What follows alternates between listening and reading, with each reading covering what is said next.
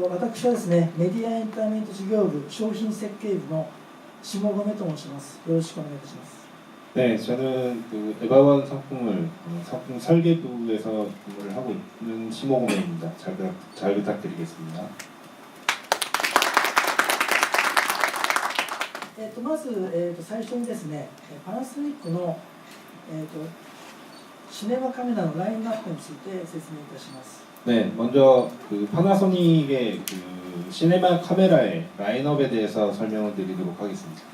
그 영화용, 그 시네마용 카메라로 하이엔드 레벨이 되겠는데요. 그 베리캠 시리즈가 있습니다. 35, LT, 그리고 퓨어 시리즈가 있습니다. 컨슈머 상품으로는 밑에 보시는 GH4, GH5, 루믹스 시리즈가 있습니다.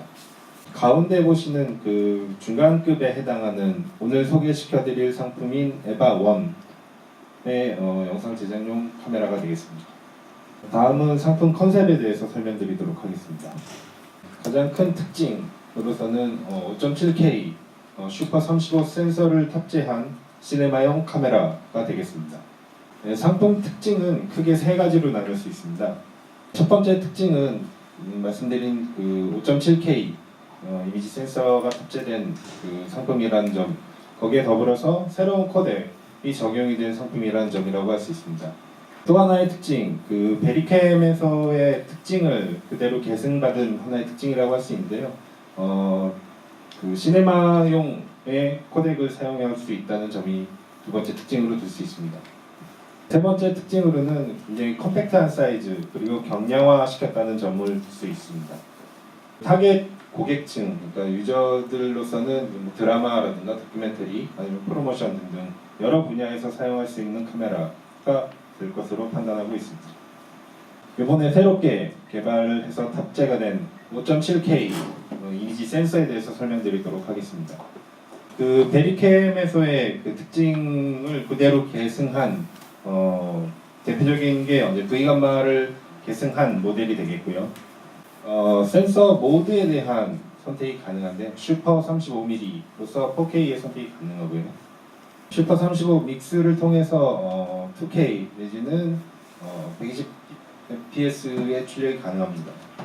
네, 또 하나의 특징으로서는 하이스피드 모드를 통해서 2K의 240프레임까지 표현이 가능합니다. 5.7K의 센서의 특징을 발휘해서 수평 해상도를 2000까지 나타내는 그러한 특징을 가지고 있습니다. 베리캠의 그 특징을 그대로 계승한 모델로서요. 첫 번째 보이시는 것처럼 다이나믹 레인지 그리고 브이로그 커브까지 표현이 가능한 상품이 되겠습니다. 색 표현력에 있어서도 기존의 베리캠 시리즈와 동등한 그 표현력을 나타내고 있는 게 지금 화면에 보이시는 그림처럼 확인을 할 수 있습니다. 보시는 그 빨간색, 왼쪽에 빨간색 삼각형으로 되어 있는 V감마라는 색 표현 대역까지 커버가 가능한 상품이 되겠습니다. ISO 세팅으로서는 800과 2500의 설정이 가능합니다.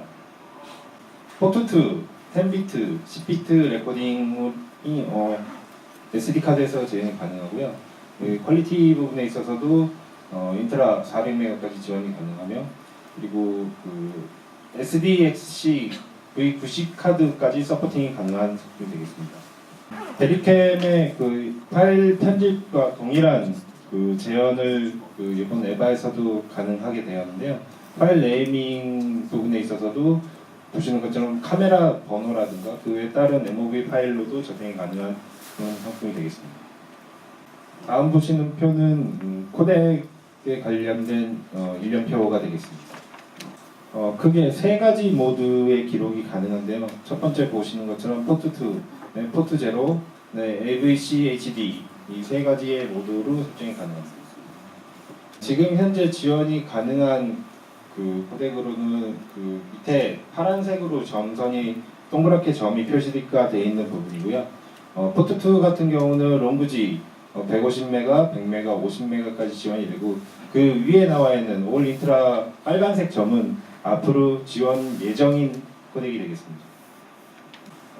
두 개의 카드 슬롯으로 리레이 레코딩 그리고 동시 레코딩이 가능한 상품이 되겠습니다. 네, 다음은 상품에 대한 중량인데요. 1.2kg, 보디의 경우 1.2kg. 그 시내 파일의 그 촬영이 가능한데요. 시내 1에서 시내 5까지의 브이로그를 포함해서 촬영이 가능합니다. 입출력 단자, 다양한 입출력 단자를 확보하고 있습니다. 아까 말씀드린 것처럼 2K에서 240프레임까지 촬영이 가능하고요. 자세한 내용에 대해서는 좀 기술적인 요인이 좀 많이 설명이 필요한 사항이라서 Q&A 시간을 통해서 아니면 상품 시연을 통해서 설명 다시 드리도록 하겠습니다. 화상 설정 파일 아까 말씀드린 것처럼 브이로그를 포함해서 BV 룩 1, 룩 2, 룩 2, 그다음에 BC 룩 1까지 지원이 가능합니다. 다음은 인터페이스에 대한 설명입니다. 제일 왼쪽에 보이시는 왼쪽 상단에 보이시는 USB 2.0 포트인데요. 이건 와이파이에 대응이 가능한 포트가 되겠습니다. 그 오른쪽으로 보이시는 먼저 헤드폰 잭, 그다음에 XLR 2채널, 그리고 4K 30프레임까지 지원이 가능한 출력 단자가 있습니다. 촬영에 대한 그 세팅을 각각의 그 표시 기능이 있어서요. 간단하게 설정이 가능한 컨셉으로 한번 개발이 되었습니다. 보시는 것처럼 HDMI 그리고 SDI 의 컬러 세팅 각각의 창에서 간단하게 설정을 할 수가 있는 구조로 되어 있고요. 포트 2 10비트에서 SDI하고 HDMI 동시에 출력이 가능합니다. 보시는 것처럼 4K에 30p 그리고 4K에서 60p의 동시 출력이 가능합니다. 다음은 이제 출력에서의 그 컬러의 설정이 가능합니다. 보시는 것처럼 LCD, 브이로그 내지는 V709 각각의 설정이 가능합니다.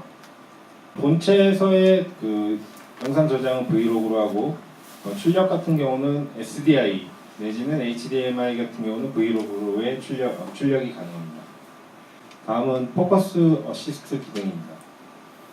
LCD 화면에 보시는 것처럼 녹색 네모로 포커스 스퀘어라는 표시가 나타나게 됩니다.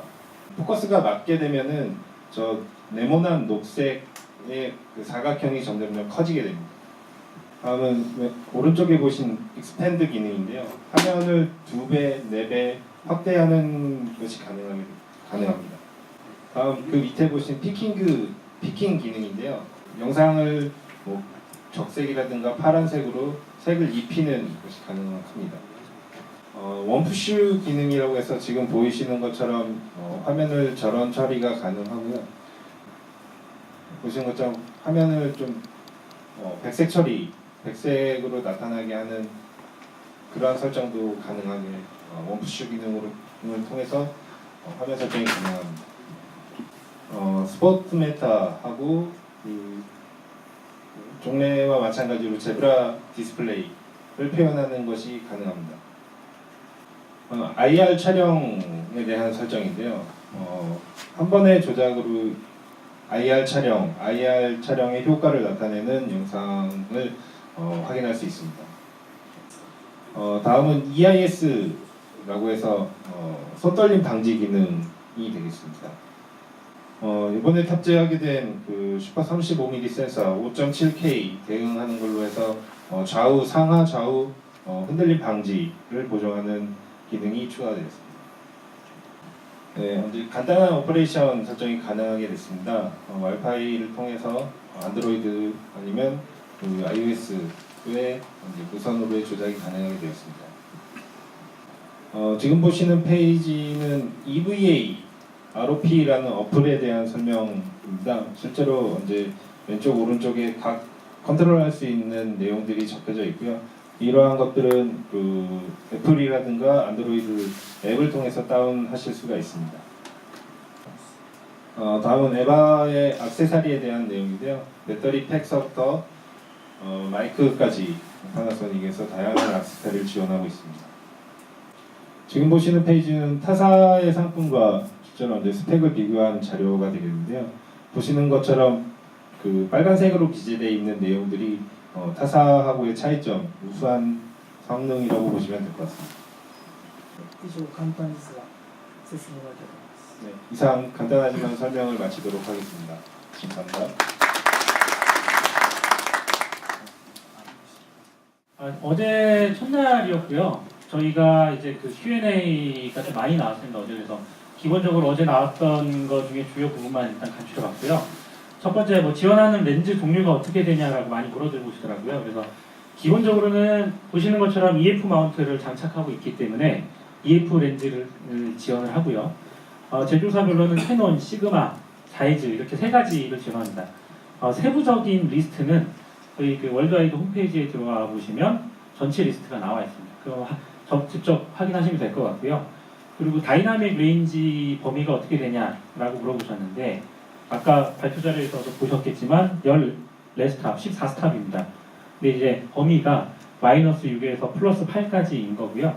요거는 자료로서 확인하시면 될 것 같습니다. 그리고 세 번째로는 이제 저희가 가지고 있는 이제 브이로그라는 기능이 있고요. 하이브리드 로그 감마라는 게 있습니다. 개념을 좀 다르게 생각을 하시는 분들이 많더라고요. 근데 이제 하이브리드 로그 감마 같은 경우에는 색공간의 범위를 BT 2020까지만 쓰는 거고요. 브이로그는 이제 V 게머시라고 해서 저희 파나소닉에서 사용하는 이제 별도의 BT 2020보다 조금 더 넓은 색 공간이라고 생각하시면 될 것 같습니다. 그래서 두 가지의 차이점이 있는 거고요. 그리고 저희가 그 에바원의 주요 기능 중에 아까 말씀하신 것 중에 듀얼 ISO 기능이 있는데 이게 800 베이스로 움직이는 게 하나 있고요. 범위가. 그리고 2500 베이스로 움직이는 게 있습니다. 이제 800은 뭐 800부터 2000까지고 2500은 뭐 1000부터 뭐 12800까지인데 1000으로 ISO 1000을 두고 사용하는 경우에는 어느 쪽이 노이즈가 더 적냐라고 물어보셨거든요. 네, 저희 쪽에서는 이제 ISO 800 베이스를 사용하는 것을 추천을 드리고요. 그리고 아까 뭐 코덱 정리표에서 보셨다시피 올 인트라 400은 빨간색으로 되어 있었고 아직 지원하지 않는다고 말씀을 드렸는데 내년 봄부터 저희가 지원할 예정으로 있습니다. 그리고 GH5는 아마 이미 지원을 하고 있는 걸로 알고 있고요. 그리고 한글 OSD 메뉴를 지원하냐고 또 물어보셨는데 한글 OSD는 아직 지원하지 않습니다. 그리고 앞으로도 아마 계획이 없을 것 같고요. 그리고 여기에 하나 좀 누락되어 있는 게 있는데 2K로 240프레임까지 저희가 찍을 수 있다고 말씀을 드렸잖아요. 근데 이제 경쟁사 같은 경우에는 트리거 기능이 들어가 있어서 중간중간 끊어서 뭐 9초 단위로 이렇게 촬영을 하잖아요. 아시는 것처럼. 근데 이제 저희는 메모리 중간에서 뭐 끊어서 가는 거 없이 메모리 용량만큼 풀로 촬영이 가능하세요. 그래서 일단은 여기까지 저희가 주요 기능들에 주요 그 질문들에 대해서 정리를 해봤는데요. 뭐 추가적인 질문이 만약에 있으시다면 한두 개 정도 갖고 진행을 하는 것보다는 이따 시연하시면서 직접 얘기를 같이 하시는 걸로 하겠습니다. 바로 다음 순서 넘어가도록 하겠습니다. 예, 특별히 혹시 질문 있으십니까? 꼭 물어보고 싶다. 예, 질문 있으신 분? 나중에 예. 오토포커스 되나요? 오토포커스는 원푸시 오토라고 해서 트래킹은 안 되고요. 눌러서 포커싱하는 그 기능은 탑재되어 있습니다. 그 C200처럼 연속으로 되는 네, 건 그건 안 됩니다. 그 기능은 사업부에서 향후 펌웨어를 통해서 업데이트할 예정으로 있다고 합니다. 네, 그럼 바로 다음 단계로 넘어가도록 하겠습니다. 요즘에 뭐 4K UHD 얘기를 하면서 HDR 얘기가 많이 나오는데 HDR에 대해서 간단하게 설명을 하고 지나가도록 하겠습니다. 발표는 조석준 들어가겠습니다. 네, 안녕하세요. 저 그 파나소닉 코리아 비즈니스 솔루션 팀에 일하고 있는 조석준이라고 합니다. HDR을 요즘 많이 말씀하시는데요. 그 회자되고 있는 부분에 대해서 몇 가지 잠깐 개념만 짚고 넘어가도록 하겠습니다. 먼저 이제 저희가 고퀄리티의 영상이라고 말씀을 많이 하시는데요. 그런 기준 조건에는 이제 앞에 보이시는 것처럼 몇 가지 조건이 있습니다. 먼저 이제 레졸루션이라고 해서 해상도를 많이 따지시고요. 두 번째로는 이제 다이나믹 레인지 범위가 얼마나 되냐. 그리고 프레임 레이트는 어디까지 촬영이 가능한가. 그리고 컬러 스페이스, 색공간, 색영역은 어디까지 사용을 하고 있는가. 아마 이게 아마 주요 기준점이 될 것 같습니다. 이 부분에 대해서 저희가 간단하게 좀 정리를 해봤는데요. 지금 뭐 나와 있는 규격은 옆에 보시는 것처럼 스탠다드 세 가지가 있습니다. 뭐 SMPT 428-1이 있고 2048-1 규격이 하나 있고 그리고 I2RPT 2020 규격이 있습니다. 거기에 따라서 뭐 해상도는 4096에 2160, BT 2020 같은 경우에는 3840에 2160, 7680에 4320을 지원하고 있습니다. 그래서 뭐 샘플링 구조 같은 경우에는 이제 포트 0부터 444까지 각각 지원을 하고 있고요. 그리고 이제 컬러 넷워크 같은 경우에는 뭐 DCI P3 그리고 2048 같은 경우에는 REC 709까지 지원을 하고요. BT 2020은 2020 이제 생영역까지 지원을 하고 있습니다. 그 프레임 레이트는 BT 2020이 120프레임까지 지원하는 걸로 현재까지 나온 규격은 정리되어 있다고 보시면 될 것 같습니다. 그래서 색 공간이 어떻게 되느냐라고 많이들 얘기하시는데요. 보시는 것처럼 지금 이제 각각 HD TV, 렉 709 규격, 그리고 DCI P3, 그리고 BT 2020까지 색 공간이 점점점 더 넓어지고 있는 상황이라고 보시면 될 것 같고요. 이 표도 마찬가지입니다. 예. 709하고 2020을 많이 비교를 하는데요. 뭐 작년, 재작년 NAB나 인터뷰 때 전시회 때 많이 보셨을 거예요. 뭐 각각의 이제 모니터로 느낌이 어떠냐라고 많이 물어보시는데 아무래도 색 공간이 조금 더 넓은 BT 2020 자체가 많은 색을 표현해주고 있다고 보시면 될 것 같습니다. 근데 이제 여기에 이제 추가된 개념 자체가 하나의 니트라는 게 있고요. 뭐 니트는 이제 단위 면적당 그 밝기라고 보시면 될 것 같습니다. 그래서 그 SDR하고 HDR을 비교하면 아무래도 HDR 쪽이 당연히 더 밝아지겠죠. 사람이 인식할 수 있는 니트 수는 2만 니트라고 합니다. 그래서 대략 다이내믹 레인지로 따지면 24스타 정도인데 실제 아날로그 TV가 100니트 그리고 이제 HDR 요즘 많이 나오잖아요. 모니터들 한 1000에서 1500니트를 지원하고 있다고 보시면 될 것 같습니다. 그리고 이제 감마에 대한 부분인데 HDR하고 SDR이 있습니다. 네, 뭐 똑같이 만니트까지 다 이제 선형적으로 표현은 가능한데 실질적인 이제 광원의 표현을 보자면 SDR은 약 100니트 정도까지 그리고 HDR은 대략 1000니트 정도까지 표현이 가능하다고 보시면 될 것 같고요. 요거는 이제 HDR하고 SDR을 표현을 했을 때 모니터로 저희가 이제 컬러 그레이딩에서 보게 되잖아요. 근데 이때 어떤 그 규격으로 볼 것인가에 대한 고민이 나와 있습니다. 먼저 이제 그 HDR 규격에 대해서 좀 얘기를 하자면요. 첫 번째 뭐 다 알고 계신 것처럼 이제 ST2084 규격인 흔히들 이제 HDR10이라고 불리는 돌비에서 만든 거고요. 예.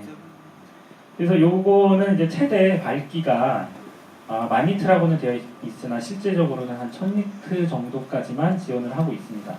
그래서 요거는 이제 SDR로 전환하기에는 좀 어려운 부분이 있고요. 두 번째로는 이제 하이브리드 로그 감마라고 해서 HLG라고 부르는데요. 저희가 이제 요 규격 자체는 NHK나 BBC에서 채택을 하고 움직이고 있는 걸로 알고 있습니다. 최대 밝기는 이제 1200에서 2000니트까지 표현이 가능한 규격이라고 보시면 될 것 같고 SDR로도 변경이 가능합니다. HLG는. 그래서 SD2084는 2084 모니터에서 보시면 될 것 같고요. HLG는 HLG를 지원하는 모니터에서 SDR은 SDR을 지원하는 모니터에서 보시면 가장 베스트의 화질을 보실 수가 있겠죠. 그래서 실질적으로 저희가 촬영을 해봤을 때 SDR 신호를 SDR 모니터에서 본 게 왼쪽입니다. 그리고 2084 HDR 신호를 2084 모니터에서 보면 이 정도의 색감이라고 보시면 될 것 같습니다. 다만 지금 이제 모니터에서 저희 지금 데스크탑에서 나오고 있는 거고 일반 프로젝터를 통해서 쏘는 거는 좀 감안을 해주시고요. 그러면 이제 세 가지 규격이죠. 아까 말씀드렸던 2084 하이브리드 로그 감마 SDR 이거를 SDR 모니터에 표현하면 어떻게 될까 궁금하시잖아요. 그래서 각각이 넣어본 겁니다. 지금 SDR 신호를 SDR 모니터에 넣는 게 가장 왼쪽 위에 그리고 HLG 신호를 SDR 모니터에 넣는 게 왼쪽 아래 그리고 2084 신호를 SDR 모니터에 넣는 게 오른쪽 아래입니다. 뭐 밝기라든지 안부라든지 색감에서 약간씩 차이가 있는 게 좀 느껴지시죠? 그리고 이거는 두 번째로 세 가지 규격을 이번엔 2084 모니터에 집어넣어 봤습니다. 2084 신호를 2084에 넣었을 때가 가장 왼쪽 위에, 왼쪽 아래는 SDR 신호를 2084 모니터에 넣었을 때, 오른쪽 아래는 HLG 신호를 2084 모니터에 넣었을 때입니다. 그리고 마지막으로 HLG 모니터에 세 가지 신호를 각각 또 넣어봤습니다. 첫 번째는 HLG 신호를 HLG 모니터에 넣었을 때 가장 낫다라고 보는 거겠죠. 그리고 SDR 신호를 HLG 모니터에 넣었을 때, 그리고 오른쪽 아래는 2084 신호를 HLG 모니터에 넣었을 때.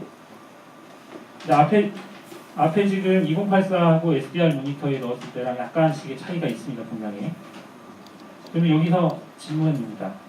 HLG 신호를 HLG 모니터에 넣었을 때, 2084를 2084 모니터에 넣었을 때 어떤 차이가 있을까요? 지금 화면을 비교한 건데요. 각각의 신호를 자기 규격에 맞는 모니터로 표현을 했을 때입니다. 지금 왼쪽은 2084, 오른쪽이 HLG.